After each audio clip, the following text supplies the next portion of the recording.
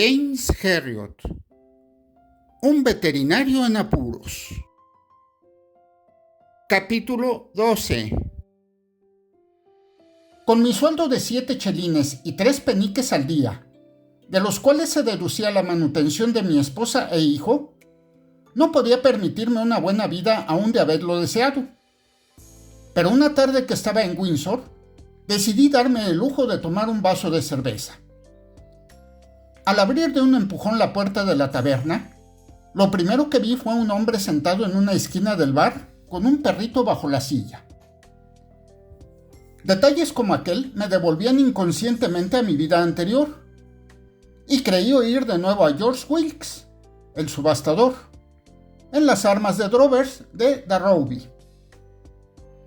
Creo que él es el mejor terrier de taberna que he visto en la vida. Se inclinó desde el bar y acarició la cabecita lanuda de Theo, que sobresalía bajo el taburete de su amo. No era una mala definición esa de terrier de taberna. Theo era pequeño y su pelaje muy blanco, a excepción de unas manchitas negras en los flancos, y lucía en el morro una especie de flequillo peludo que le hacía muy atractivo, si bien resultaba algo misterioso. He de aprobar calurosamente a un colega escocés, que cuando una señora le apremió hace poco para que le declarara la raza y linaje de su perrito, contestó: «Señora, creo que lo mejor sería llamarle un mamoncete marrón». Del mismo modo podría designarse a Theo, como un mamoncete blanco. Pero la expresión terrier de taberna resultaba mucho más comprensible para los de Yorkshire. Su amo, Paul Cotterell, le miró desde lo alto del taburete. «¿Qué dicen de ti, viejo?», murmuró en tono lánguido. Al sonido de aquella voz, el animalito salió de su escondite saltando nerviosamente y agitando la cola. Theo pasaba gran parte de su vida entre las 4 patas metálicas de aquel taburete, mientras su amo lo ocupaba. Yo solía meditar acerca de cómo perdían los dos el tiempo, porque también yo llevaba a mi perro Sam a las tabernas, y él se metía bajo mi asiento. Pero en mi caso, solo era algo ocasional, tal vez 1 o 2 veces a la semana, mientras que en el de Paul Cotterell era un ritual invariable. Todas las noches, a partir de las 8, se le podía encontrar sentado al final de la barra de las armas de Drovers, con la jarra de medio litro ante él y la pipa curva entre los dientes. Para un hombre tan joven, era soltero y aún no tendría 40 años, y con su cultura e inteligencia, me parecía una existencia estéril. Se volvió hacia mí cuando me acerqué al mostrador. «Hola, Jim. Permíteme que te invite». «Muy amable de tu parte, Paul», contesté. «Tomaré una jarra». «Espléndido». Se volvió a la camarera con toda cortesía. «¿Puedes atenderme, Moira?» Bebimos la cerveza y charlamos. Hablamos primero sobre el Festival de Música de Broughton y luego pasamos a la música en general. Como ocurría con cualquier otro tema que surgiera en nuestra conversación, Paul parecía saber mucho al respecto. «¿De modo que no te gusta demasiado Bach?», preguntó perezosamente. «Pues no. Me gusta parte de su música, claro. Pero en conjunto prefiero algo más emocional. Elgar, Beethoven, Mozart, incluso Tchaikovsky. Supongo que vosotros, los entendidos, lo despreciaréis un poquito». Se encogió de hombros. Aspiró el humo de la pipa y me miró con una sonrisita, alzando una ceja. Lo hacía a menudo, y yo llegué a pensar que debería llevar monóculo. Pero no siguió hablando de Bach, aunque fuera, al parecer, su compositor preferido. Jamás se entusiasmaba por nada y se limitó a escucharme con expresión divertida mientras yo seguía hablando líricamente del concierto para violín de Elgar. Paul Cotterell provenía del sur de Inglaterra, pero los de la localidad se lo habían perdonado hacía tiempo porque era un hombre agradable, divertido y siempre dispuesto a invitar a cualquiera a una copa desde su lugar habitual en las armas de Drovers. Para mí tenía ese encanto tan típico del inglés: natural, indiferente. Nunca se excitaba. Siempre se mostraba cortés y controlado. «Ya que estás aquí, Jim», dijo, «¿querrías echarle una miradita al pie de Theo?» «Pues claro». Uno de los riesgos de la profesión veterinaria es que cuando uno toma parte en la vida social, todos dan por sentado que nada le gusta más que escuchar síntomas o dar diagnósticos. «A ver, que suba aquí». «Vamos, chico, arriba».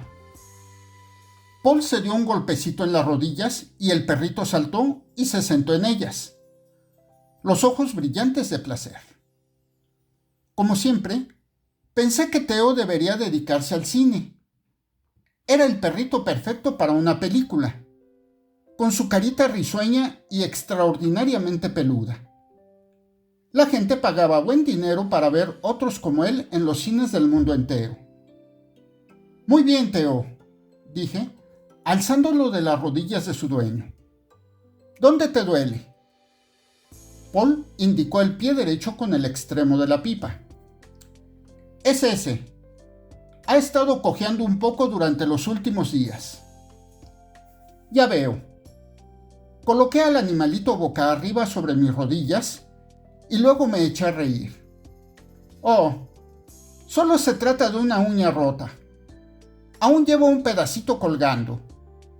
Debió tropezar con una piedra. Espera un minuto». Me metí la mano en el bolsillo buscando las tijeras que siempre llevaba allí. Un corte rápido y el trabajo quedó terminado. «¿Eso es todo?», preguntó Paul. «Sí, ya está». Alzó de nuevo la ceja en gesto burlón mientras miraba a Theo. «¿Y solo por eso andabas haciendo tanto teatro, bobo?». Chasqueó los dedos. «Abajo otra vez». Obediente, el perrito saltó a la alfombra y desapareció en su refugio bajo el taburete. Y en aquel momento creí tener un chispazo de intuición acerca de Paul y a propósito de su encanto, que tan a menudo había admirado y envidiado. A él no le importaba en realidad. Le tenía cariño a su perro, claro. Le llevaba a todas partes con él. Lo sacaba a hacer ejercicio con regularidad junto al río. Pero no había en Paul nada de la ansiedad, de la preocupación casi desesperada que viera a menudo en los ojos de mis clientes, aunque se tratara de la dolencia más insignificante. Ellos se preocupaban demasiado, como me ha pasado siempre a mí con mis propios animales. Y por supuesto, Paul actuaba con mayor lógica. Era un modo más fácil y cómodo de vivir. La ansiedad excesiva le hace a uno vulnerable, mientras que Paul siempre podría vivir tranquilo. Aquella indiferencia tan atractiva, sus buenos modales serenos, la imperturbabilidad, todo obedecía al hecho de que nada le emocionaba profundamente. Y a pesar de este diagnóstico algo negativo sobre su carácter, seguía envidiándole. A mí me han destrozado a veces mis emociones. Sería encantador parecerse a Paul, y cuanto más pensaba en ello, con mayor claridad lo comprendía todo. Jamás se había entusiasmado lo suficiente para casarse. Incluso Bach, con su música matemática, encajaba en el cuadro. «Creo que esa operación tan importante se merece otra jarra, Jim». Sonrió, y su sonrisa me pareció algo cínica. «A menos, claro, que exijas mejores honorarios». Me eché a reír. «Siempre me gustaría, Paul. Los hombres no somos iguales, y hemos de actuar según nuestro carácter». Pero mientras me tomaba la segunda jarra, pensé de nuevo en su vida, libre de cuidados. Tenía un buen empleo en las oficinas del gobierno en Broughton. Carecía de responsabilidades familiares y todas las noches podía sentarse en el mismo taburete a tomarse su cerveza con el perro a los pies. No tenía preocupación alguna en este mundo. Y además formaba parte de Darrowby, parte de la escena que a mí me gustaba. Y como por lo general odio los cambios, en cierto modo resultaba tranquilizador saber que, fuera cual fuese la noche en que uno entrara en las armas, siempre se encontraría a Paul Cotterill en la esquina con el morro peludo de Theo atisbando a sus pies. En eso pensaba una noche en la que entré casi a la hora de cerrar. ¿Crees que pueda tener lombrices? La pregunta sonaba indiferente, como era costumbre en él. No lo sé, Paul. ¿Por qué me lo preguntas? Se sacó la pipa de la boca. Oh, me da la impresión de que está un poco delgado últimamente. ¡Arriba, Theo! Sobre las rodillas de su amo, el perrito parecía tan alegre como siempre. Y cuando lo tomé y lo levanté en alto, me lamió la mano. Pero sí sobresalían bastante las costillas. Sí, dije. Tal vez haya perdido algo de peso. ¿Has observado si expulsa lombrices? En realidad no. ¿Ni siquiera trochos? ¿Como unos segmentos blancos que se le quedan pegados al ano? No, Jim. Agitó la cabeza y sonrió. Pero claro, no le he examinado tan de cerca, viejo. Claro. Por si acaso le purgaremos. Te traeré unas tabletas mañana por la noche. ¿Estarás aquí? Alzó la ceja. Me parece lo más probable. Theo se tomó obedientemente sus tabletas para las lombrices y luego transcurrieron varias semanas en que viví demasiado ocupado para acudir a las armas de Drovers. Cuando volví al fin, era un sábado por la noche y el baile del club de atletismo estaba en su apogeo. Un estruendo rítmico nos llegaba del salón de baile. El pequeño bar estaba abarrotado y los jugadores de dominó se sentían muy disgustados, pues habían tenido que retirarse a un rincón debido al alud de trajes de etiqueta y vestidos de noche. Entre el ruido y el calor, me abrí camino hacia la barra, diciéndome que aquel lugar estaba irreconocible. Pero sí había un rasgo inmutable. Paul Cotterill en su taburete, en el extremo más lejano del mostrador. Logré llegar a su lado y vi que llevaba la misma chaqueta de tweed de costumbre.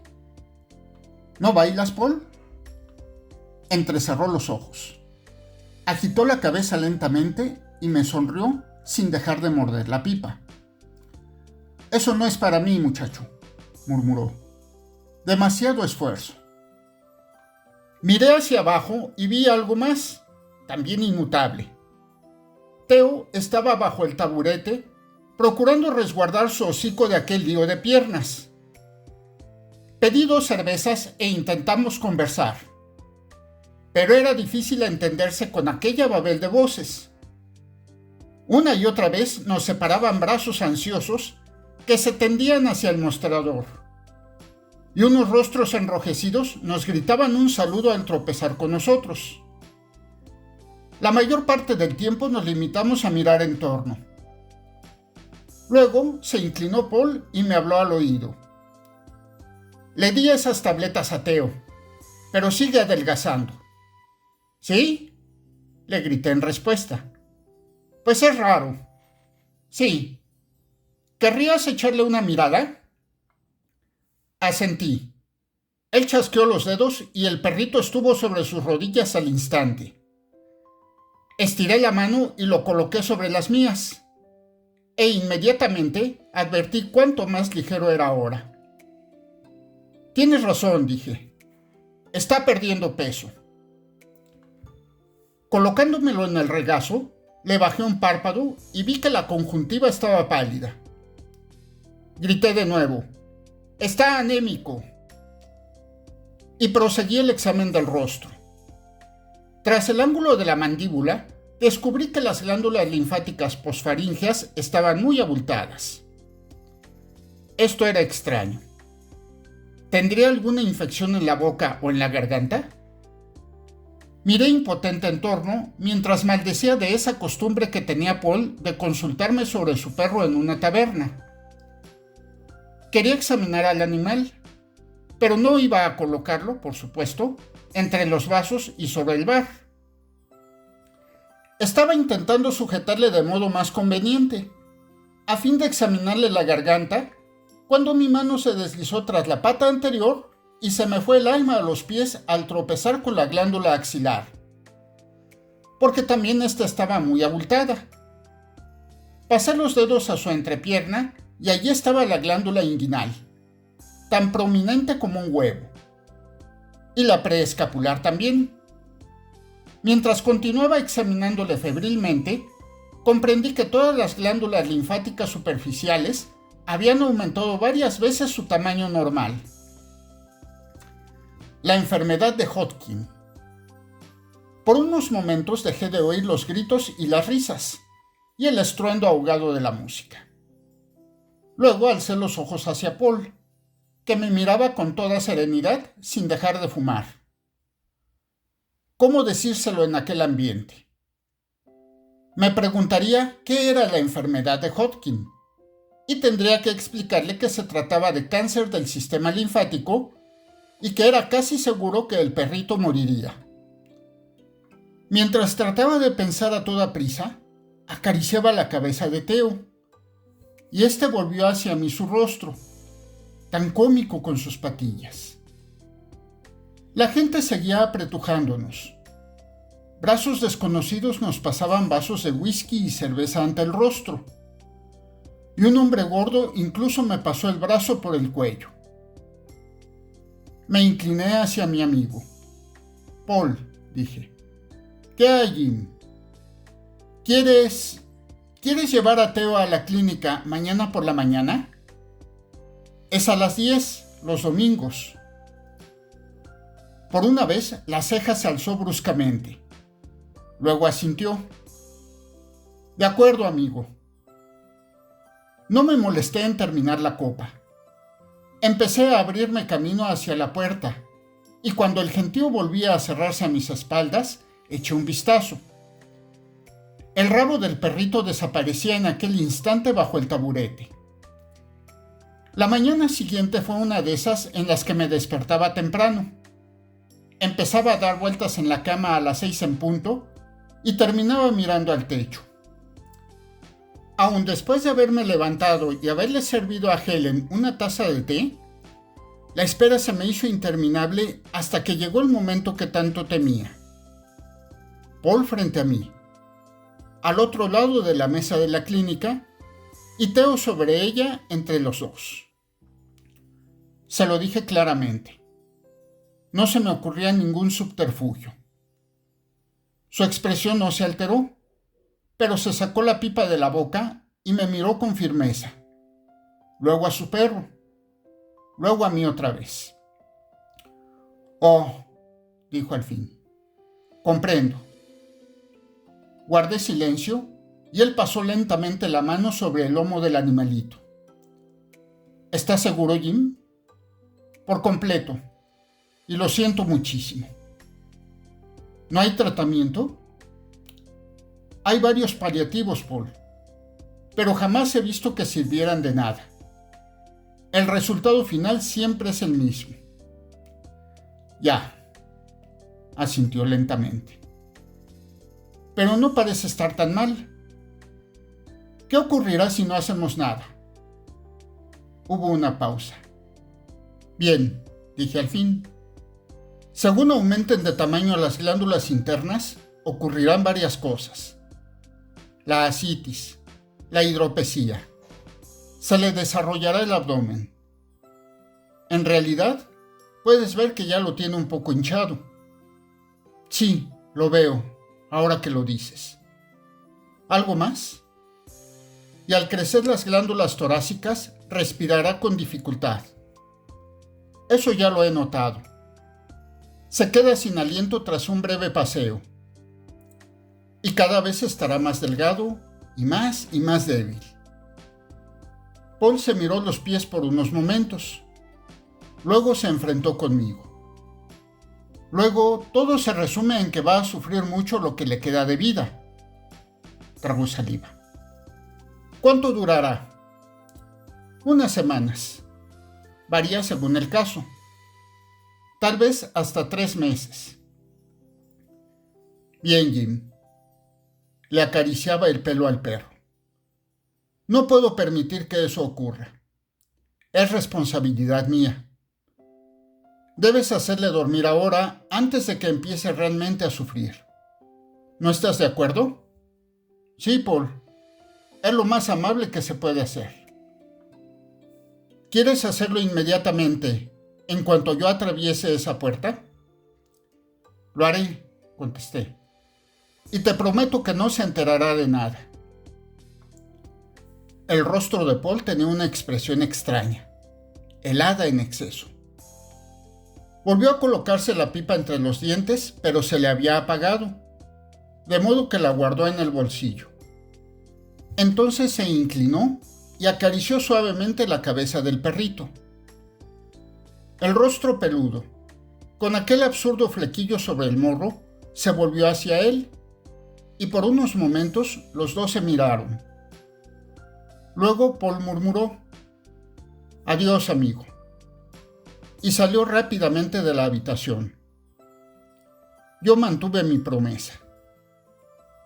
«Mi buen Theo», murmuré pasándole la mano por la cara y las orejas, una y otra vez, mientras la criaturita se moría pacíficamente. Como todos los veterinarios, odiaba hacer aquello, aunque fuera una solución indolora. Pero para mí siempre ha sido un consuelo saber que lo último que advierten esos animalitos impotentes es el sonido de una voz amistosa y el contacto de una mano amable. Sentimental tal vez, no como Paul. Él había sido práctico y su modo de actuar totalmente lógico. Claro que había podido actuar con lógica porque no estaba a merced de sus emociones. Más tarde, durante el almuerzo dominical del que no conseguí disfrutar como de costumbre, le hablé a Helen de Theo.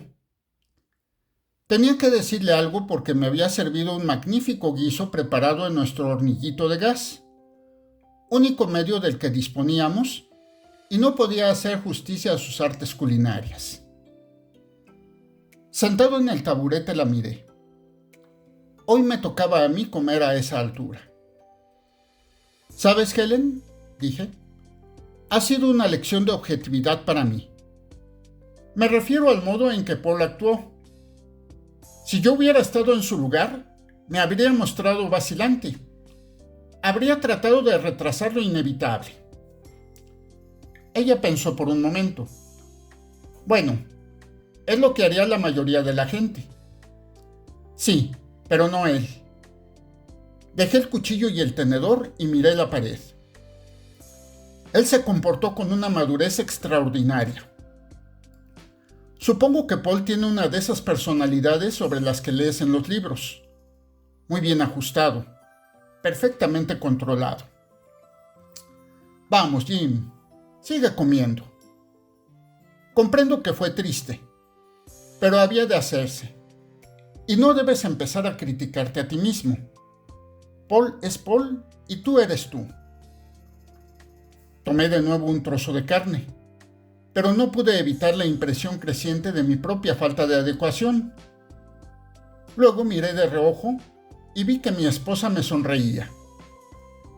Y aquello me serenó de pronto. Por lo menos a ella no parecía importarle que yo fuera yo. Eso fue el domingo. Y el martes por la mañana, en la clínica, entregué un frasco de loción para las verrugas al señor Sangster, que tenía unas cuantas vacas lecheras junto a la estación. Póngasela en la ubre por la noche y por la mañana después del ordeñe, dije, y verá cómo empiezan a desaparecer las verrugas en una semana o 2. Gracias. Me dio media corona y estaba ya metiéndola en el cajón de la mesa cuando habló de nuevo. Mala suerte lo de Paul Cotterill, ¿verdad? ¿A qué se refiere? Creí que ya lo sabía usted, dijo. Ha muerto. ¿Muerto? Le miré desconcertado. ¿Cómo? Le encontraron esta mañana. Se había quitado de en medio. Me apoyé con ambas manos en la mesa. ¿Pretende decir que se suicidó? Sí, eso es lo que cuentan. Por lo visto tomó demasiadas pastillas. Toda la ciudad habla de lo mismo. Me incliné sobre el libro diario, repasando sin ver la lista de llamadas, mientras la voz del granjero parecía llegarme de muy lejos. Algo horrible, por supuesto.